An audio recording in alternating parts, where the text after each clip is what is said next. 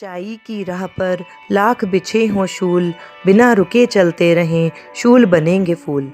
नमस्कार, आज मैं प्रतिज्ञा आप सबको दशहरा पर्व के बारे में बताना चाहती हूँ। भारत को त्योहारों का देश कहा गया है। समय समय पर आने वाले ये त्योहार हमारे नीरस और व्यस्त जीवन में उल्लास, स्फूर्ति और आनंद का संचार कर देते हैं। दशहरे का त्योहार शरद ऋतु में शुक्ल पक्ष की दशमी तिथि को मनाया जाता है। अनेक राज्यों में इसके मनाने की अवधि अलग अलग है। कहीं तो इसे दशहरे या विजयदशमी के रूप में मनाया जाता है, तो कहीं दुर्गा पूजा के रूप में। विजयदशमी का त्योहार पाप पर पुण्य की, अधर्म पर धर्म की, असत्य पर सत्य की विजय का प्रतीक है।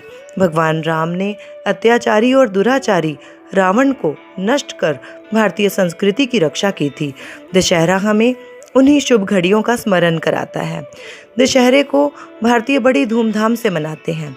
कई दिन पहले से नगर में रामलीला प्रारंभ हो जाती है, जिसमें राम जन्म से लेकर रावण पर विजय तक के दृश्य मंचित किए जाते हैं तथा बाजारों में सुंदर झांकियां निकाली जाती हैं। इस दिन बड़े मैदान में रावण, कुंभकर्ण तथा मेघनाद के बड़े बड़े पुतले बनाए जाते हैं। इनमें आतिशबाजी, बारूद तथा पटाखे भरे होते हैं। संध्या होते ही इन पुतलों को अग्नि की भेंट चढ़ा दिया जाता है। रात्रि को विजय की देवी, शक्ति की पुंज तथा पापियों का रक्त बहाने वाली देवी दुर्गा की पूजा होती है। यह दिवस भारतीय समाज में बहुत ही शुभ माना जाता है, क्योंकि इसी दिन व्यापारी लोग अपने बही खाते का हिसाब समाप्त कर नए हिसाब का श्री गणेश करते हैं। आज सबसे बड़ी आवश्यकता है देश में नई जागृति और नई चेतना पैदा करने की। विजयदशमी का पर्व हमें प्रेरणा देता है कि अत्याचारों के समक्ष कभी न झुकें। एक रावण का अंत हो चुका, किंतु अभी भ्रष्टाचार, महंगाई, आतंकवाद जैसे कई रावण जीवित हैं, जिनका हमें संहार करना है।